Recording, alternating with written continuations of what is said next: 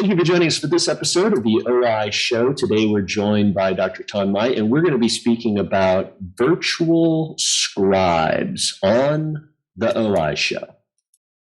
Thank you for joining us for this episode of the OI Show. I'm excited to have Dr. Thanh joining us from Orange County. How are you doing today, my man? I'm doing great. Happy to be on this podcast. Again, this is the zenith of my career. I've arrived, and this is it.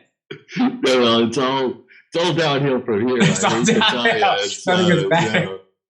Yeah, well, Thanh has been an incredible inspiration. I've been on some ad boards with him, and just love hearing his ideas about what some of the things are that he's doing in his clinic. He's crushing it in the myopia and in the scleral space. Tell us a little bit about your practice. I don't need to tell people. Why don't you tell people about your practice and how you got started? Yeah, so we opened cold in Orange County, in Costa Mesa, which is in Orange County in California. It's about 20-minute drive from SCCO, my alma mater, and we opened cold, so we had no patients day one, but knew we wanted to go a specialty practice. We went all in for it, and now I'm happy to say we're pretty busy. We've expanded once already, but we had to double the size of the location. We have a team of about 20, and 6 years after opening cold. And my personal schedule is just purely specialty contact lenses and myopia. So scleral lenses, orthokeratology all day long for the most part. My partner does mostly vision therapy, and that's her passion. And we do a little bit of primary care on the side. My associate sees a lot of those patients, and but mostly it's all about the specialties at our office. That's awesome. So you have 20 staff members. Yes. If your practice is like any practice in the United States, on any one given day, you could have 18 or 22 staff members, and it may change on a weekly basis because the volatility of the hiring process, the changes that are going on within our community, it's crazy. And people don't show up to work some days. They decide that they've got more important things to do. Some favorite TV show is on and they don't show up at work. Please tell me that this happens at your clinic, not just all of ours. It's never happened. No, I'm joking. Absolutely, it's happened, and COVID has only made it worse. Potentially, in terms of this post-COVID fallout, staffing issues and our ability to build teams and create the infrastructure in terms of the admin support and the technician support and all of the help that we need to function as doctors. The biggest challenge that we might face is really a staffing issue and an organizational chart issue that we have facing optometry today, especially in 2022, especially in my practice, especially in your practice, probably Dave too. And so we're no different. And but we're going to talk about a few things on this episode about to help solve some of those things. Yeah. Well, Thanh and I we're talking a little bit about how we've worked with people internationally in our practices. And I don't know if you remember this, buddy, but I think probably for 10 years, I've worked with either a group of people or an individual or two internationally. Initially, I started off working with somebody in India, and then now I have a team of people in the Philippines that I work with. Just to support some of the programs that I'm doing, like this podcast or, some of the other consulting work that I do. And these people are just able to kind of step in. There's a group called Virtual Staff Finders, and there's a group that kind of has helped me in the virtual assistant scenario. And I think you and I were talking about that, and you started utilizing virtual people in your practice, which I was a little nervous about years ago because of the safety concerns and how does this all work out. Tell us a little bit about how you have started working virtually with people and how they're helping make you a better doctor. Yeah, so it's been one of the best decisions I've ever made. in terms of improving my clinical care to patients and getting time back, which is our non-renewable resource. And one thing that we do is I have a virtual assistant who is from the Philippines. And when you hire these people, the one thing great about them is that these are professionals. So when we hire some of our techs and some of our opticians, some of them are not professionals, right? Mm-hmm. What I mean by that is some of them don't show up to work on time. Some of them, maybe are not all in, and some of them are. But there are some challenges there. But when you hire some, in my situation, Philippines, who are a professional nurse, professional pharmacist, professional therapist, that's their background. Before I hire them, they're professionals. And what we do is we hire them and we pay them an extremely high wage for their standard of living. And so they're very pleased and happy with it. And this is their profession. This is for real for them, not just a job that they're hopping from temporarily. And these guys are great. Let me unpack that for just a second. So, I don't mean to diminish the team that I have. We have in YouTube, we have incredible people that work for us. We've got this core group of people that have been with us through COVID, but then somebody moves and, we have to bring in somebody new. And, these people don't go to optometry technician school for 2 years.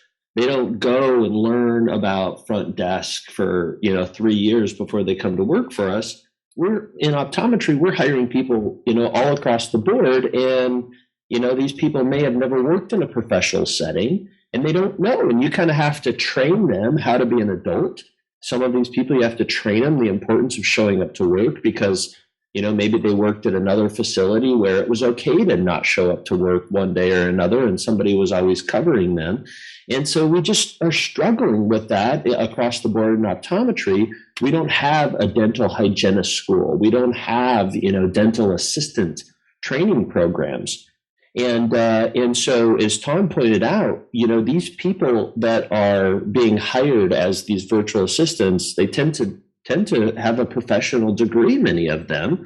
I've hired an architect who was getting paid more to work with me than she was able to get paid as an architect in the Philippines. And you're pointing out, nurses or, in some cases, physical therapists, they want to be in the medical community, and this is even paying them more. Yes, it's just kind of an incredible thing, right? And so they act very professional. If you see them on video, they're oftentimes dressed up, and they look professional, right? That's right. They show up to the interviews and they are in a suit. And I send them an email. They respond within 5 minutes that, yes, I can absolutely make that time. They're very accommodating. Absolutely. I'll show up to the interview. And they are, I send them tasks to do. One thing that when we interview anyone is that, one of my assumptions when I interview anyone is that I've already hired them and I start asking them to do work to see if they can actually do it. I send them emails. Hey, can you take this personality test?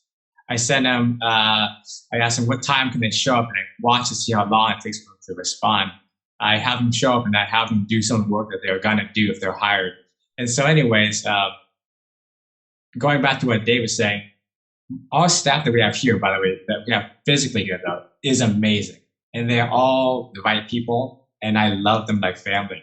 And at the same time, we've had a few that haven't panned out and for whatever reason. And so a lot of times that happens more likely because we have staff that aren't, this is not something they've done for 20 years. They're not a professional in this area. Again, we're training them, from zero experience to what we want. And sometimes we hit, sometimes we miss. But yeah, my point was that when we have these virtual assistants from these areas, and they're professional, they're very good, they're very professional, and they can learn everything. I teach them how to do everything in the office, from ordering contact lenses to insurance receivables to scribing. Yeah. So let's talk a little bit more granular about this. So first of all, let's talk about how do you go about finding these people? Like, what is the process to, okay, that sounds weird. I want to do that. Where do I get people? Yep. Very, very important part. So you could search for on your own on websites, I think like 1BA or way or something.com or online.ph.jobs. there are certain websites you can post and find people, but I think I'd rather forego that step of value and hire an agency that's already vetting people, already grabbing their information, and making sure these are good qualified candidates that have all the credentials that you might be looking for. So we hire a company called Hello Race, and they help us screen the candidates. They present the best ones that they believe could be a candidate for office, and they have videos of them already pre-recorded saying things, so you can watch those before you meet them. And so I would absolutely kind of outsource the search part to a company like Hello Race. Yeah, and Hello Race is so good that they're getting swamped with people requesting them right now. And so we've facilitated utilizing them, but we've also been utilizing another company called Talk2, and it's TAWK.TO. And we'll post all of this in the show notes, but Talk2 is another company that does this. And, when I've hired virtual assistants, I tend to know more about them than I ever know about somebody who I interview here in the States, right? Mm-hmm. Oftentimes some of the agencies will have a personality profile. They'll tell you how fast a minute this person can type. They'll have a video of you hearing the person talking, because that's an important thing. You're hiring somebody from, a non-primary English speaking country. So how well are they going to communicate? And in your case, you're utilizing somebody as a virtual scribe for you. Tell me about the process you went through to pick who that person was. And is the person you have now the first person you hired, or have you gone through several? Yes. So I had one for 2 years, and then that's when she was my first one. We just changed actually last month, because she had to help her parents open a pharmacy, so they poached her from us.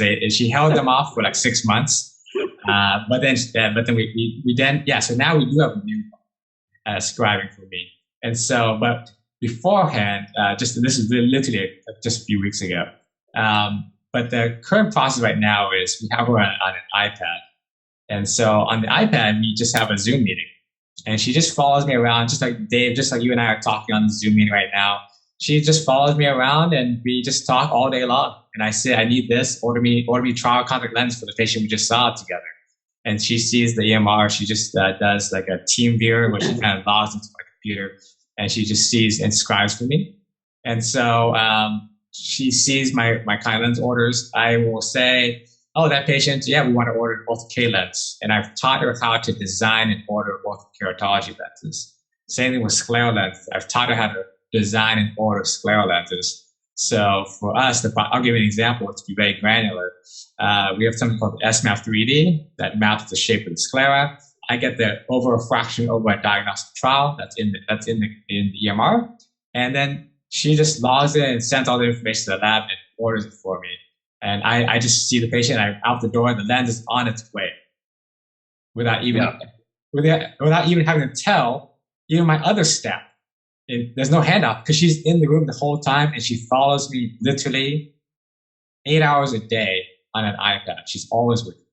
Yeah. And so that communication is so seamless and easy, because she's in the room hearing everything I'm telling the patients. So I charge her better, and the whole process from administration beginning to end is also better. Yeah. Yeah.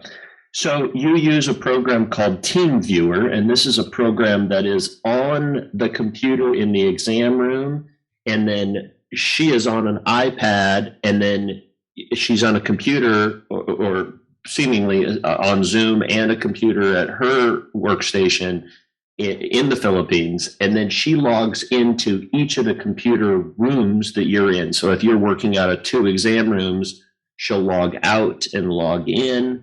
How's the computer speed issue? Is that a problem? Very fast. She'll get on in seconds. As I'm walking into the room, I'll say, I'm going to exam room number 2. We have 5 exam rooms, and so I jump, around. I just say, I'm going to exam room number 2 or 3. And then as I'm walking over, she logs in. It takes about 5-10 seconds. And then she's on that computer just like I'm on the computer. We can both type on it simultaneously. So that's how we do it. And the best thing is the patient response. Since I've been doing this 2 years ago, they say, oh my gosh, that is cool. Like I hear that literally every day. They go, that is cool. And they say it's like kind of sci-fi because I'll be saying, and also sometimes you say things out loud that you normally would chart quietly. And patients think it's really cool when you say, oh yeah, there's 200 microns of clearance on the over the central cornea of the scleral lens. There's a little bit of edge lift there. Oh, I see a little pinguecula on the nasal side. They're like, whoa, I'm getting a really cool exam because they can hear what I'm speaking to my assistant. And so it kind of elevates the patient experience as well. They think they hear how detailed we are in terms of our approach, and they like that. Yeah. Okay. So how are you dealing with this HIPAA? And are you worried about patient safety and stuff like that? How does that work?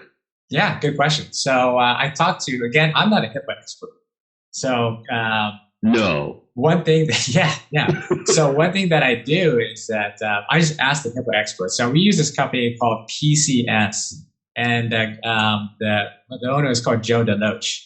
And I just asked him to look into this. Like, hey, is this kosher? Like, obviously, LRH has been doing this with hundreds, if not thousands of other healthcare offices in the United States. Somehow it's working. Like, I had him look into it. I told him the process, and they said as long as you have a BAA with LRH and then it's fine. And so I said, okay.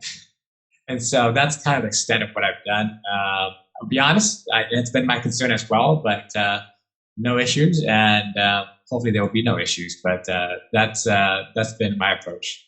Yeah, and so just to clarify, everybody, the BAA is a business associate agreement, which is something that we're supposed to have in place with everybody that we deal with that deals Correct. with our patients. So your glasses laboratory, your contact lens laboratories, right? You're supposed to have BAAs in place with all of those people. And because Helloreishi or Talk To are US-based companies, you're dealing with that US-based company. And that's the advantage of utilizing an US company who is the staff finder, is you're dealing with them. And what they do is they go through HIPAA training with these candidates to make sure that they are certified, because it's Helloreishi that's on the line for the person that you're hiring here. Now, what kind of money are you spending to have somebody? You don't need to speak to the exact salary of your person, but kind of a range that somebody might expect to pay for a virtual team member.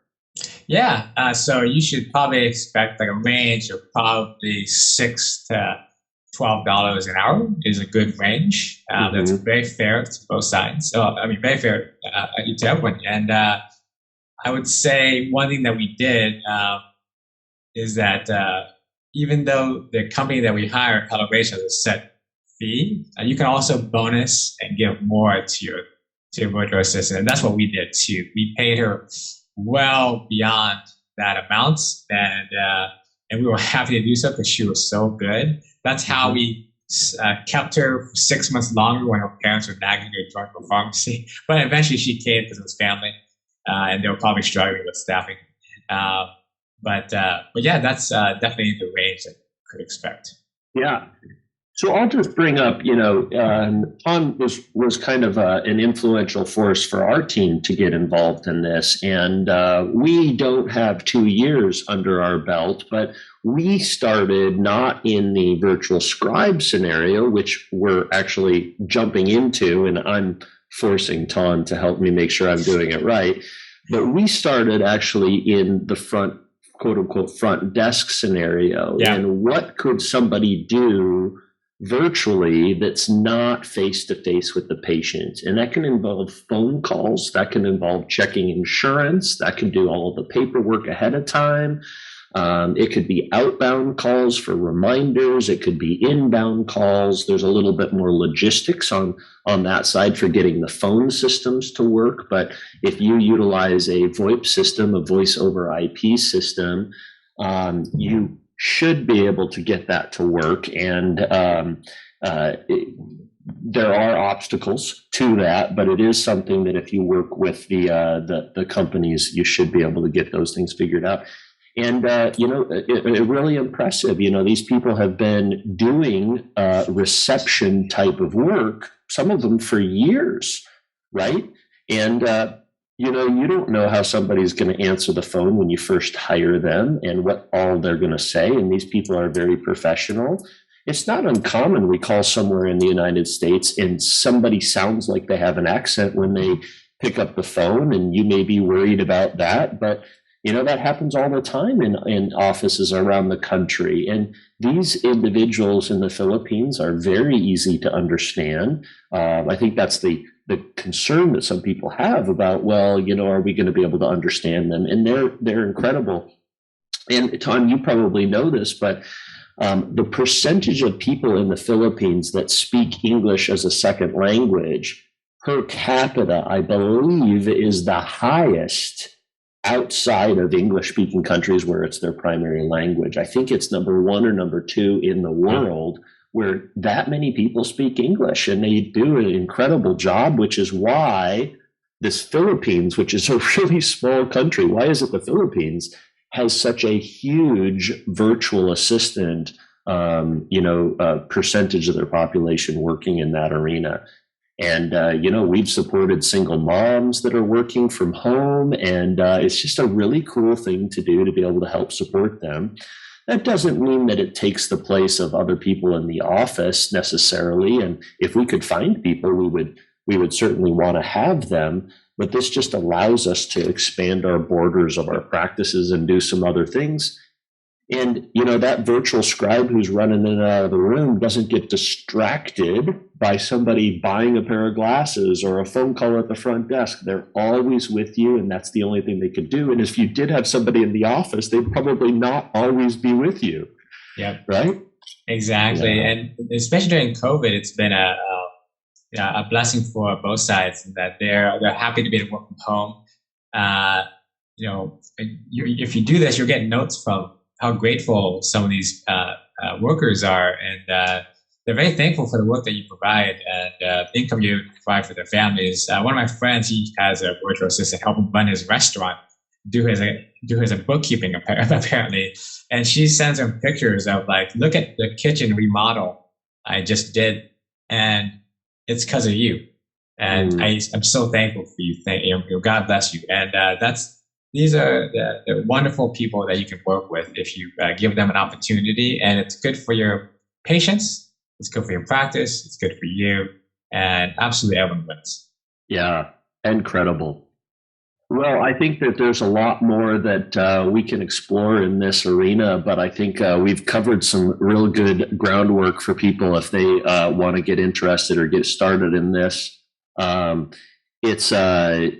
will say, working with somebody virtually is different than working with somebody in person.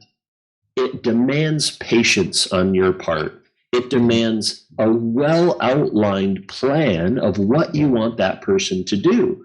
And that just involves an incredible amount of communication, maybe a little more communication than you would have with somebody in the office. So patience is really a key in this. But if you want to double yourself, it's going to take some time to get there, and you need to train that person well. And if you get somebody and it doesn't work out, don't say that this isn't working. Try somebody else, right? I mean, just like you would if you hired an optician and it didn't work, you wouldn't stop having an optical. You'd hire somebody different. That's so important what you just mentioned. I think what happens is people do this and they have one workout and they think the entire category is out the window. But it's just like hiring anyone. It was just that one person. And so I wouldn't ban the whole category. But you're absolutely right. There are certain challenges to onboarding. Definitely, it takes a lot of work on the front end. But if you leverage your time, because I'm all about trying to always buy my time back. If I spend 10 hours training this person and they save me 100 hours later on, it is well worth the endeavor. Yeah. And if the first person fails, blame yourself that your training wasn't good enough, right? Yeah. And the other thing I always say is if you're training somebody to do a new job, your training of the second person to do that job has to be better than how you did it the first time. And you need to make that a process of how do I train this person, right? You just are training a new person to do this job. And I bet you had a lot more in play ready to go for the new virtual assistant than you did for the first time that you did it and you were training a scribe. And so you have to build that capital that you then leverage with the next virtual assistants that you go along there. Standard operating procedures are a big part of this. I think that it's an important part of any job in your office to have an SOP, but also for virtual people that you have great SOPs built. And the person who trains any of the virtual assistants that you come in should have a manual and a book built for training of that person, different than you would for somebody in office. I have not trained my virtual assistants that work at my front desk. I've got a person that's her job. She is in charge of that team of 3 people, and she oversees them and she trains them. And when one hasn't worked out and we had to spend more hours training the next one, we had leveraged what we had built for it. It's a key aspect. Absolutely same way. We have a training manual for everything. And my previous virtual assistant paved the way for the new one by creating a manual that's like a dozen pages long. Right now, I don't know how long it is, but it's at least a dozen. It tells you how to order lenses, how to do this, how to do all that. And so the new one gets to read it, learn from it. Yeah, very cool. Well, Thanh, thank you for joining us for this episode. It's been awesome speaking with you, my man. Awesome. Absolutely my pleasure. Happy to do so. Yeah, awesome content. And thank you for joining us for this episode of the OI Show. Make sure to like and subscribe, and we'll see you again next time.